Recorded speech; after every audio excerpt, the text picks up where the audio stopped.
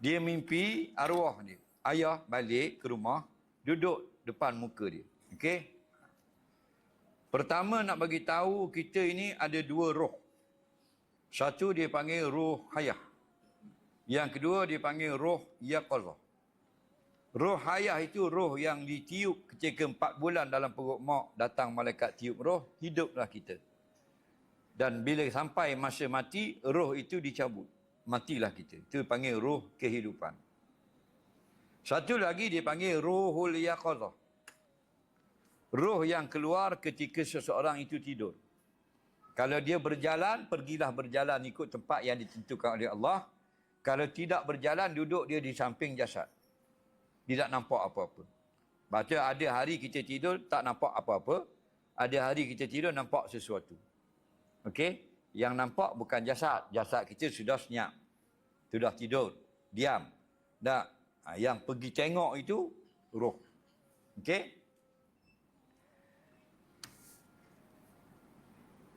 Bila orang yang telah mati, bolehkah berjumpa dengan orang yang masih hidup? Jawabnya, boleh. Tapi ada cara dia. Ya, apa dia? Orang hidup ini, dia ada dua. Pertama, jasad dan roh. Faham lagi? Kita ni sekarang dua. Jasmani, jismun, tubuh. Satu lagi rohaniyun, roh, nyawa. Okey? Orang yang sudah mati pun dua. Jasad dan roh. Okey? Yang ditanam itu jasad ke roh? Jasad. Roh orang beriman dinaikkan ke langit. Untuk tinggal di dalam syurga sementara hari kiamat. Betul atau tidak? Betul, hadis sahih. Roh orang kafir tidak diterima. La tufatahu lahum abwabus sama. Tidak dibuka bagi roh orang kafir pintu langit. Maka ada 3 hadis. Kemana roh orang kafir bila tak buka pintu langit?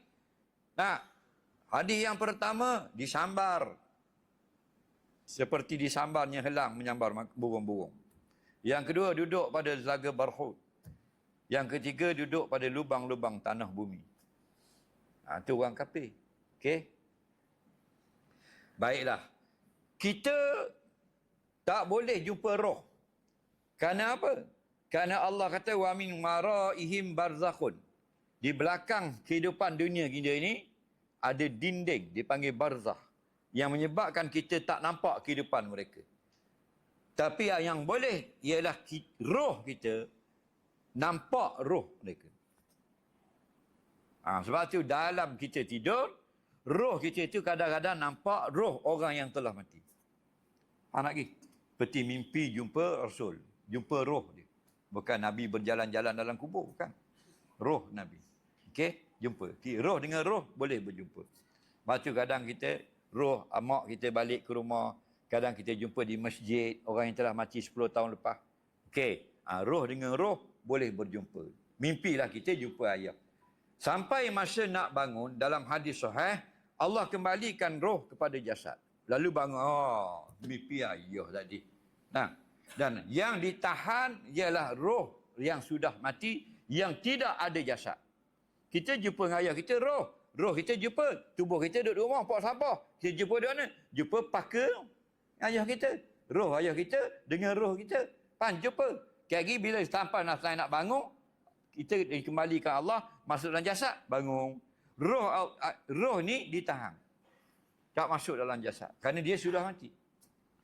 Jadi pendek cerita. Lebih-lebih tak diceritakan oleh ulama. Kodoh-kodoh tu saja. Okey? Jadi kalau jumpa benda-benda yang baik, yang menyukakan kita, yang kita rindu tak boleh jumpa, itu basyiratun minallah. Allah nak menggembirakan kita. Kerana hakikat hidup dunia, kalau kita sudah mati, dah boleh jumpa dah dengan orang yang dalam dunia. Tapi Allah nak gembirakan kita lagi. Ada lagi peluang dalam mimpi. 1500 tahun lepas orang baru tengok Nabi, jumpa Nabi, pegang Nabi, jamah Nabi, tiup Nabi. Kita tak ada orang dengar. Allah jumpakan juga dalam mimpi. Roh kita boleh nampak lagi. Basyirah, gembira Allah nak kita rasa senang hati bangun, rasa seronok, rasa suka. Faham? Itu panggil mimpi yang baik. Jumpa orang yang telah mati, kaum keluarga kita. Yang kedua, mimpi syaitan. Apa tujuan? Supaya kita bangun rasa takut, rasa cemas, dak sedap hati, dak sedap perut. Kerana syaitan janji dah, aku akan kacau manusia. Dak selema sekali. La uwiyannahum ajma'in. Aku akan ganggu semua keturunan Adam ajma'in, semua sekali. Maknanya dalam sembahyang, luar sembahyang, sebelum sembahyang, tengah sembahyang, lepas sembahyang, masa jaga, masa tidur. Habisnya kucar mu. Dalam tidurnya kucar lagi. Dah. Itu panggil mimpi syaitan. Okey? Nabi kata siapa mimpi syaitan, maka bangun, kata auzubillahi minasyaitanir rajim, ludah 3 kali sebelah kiri.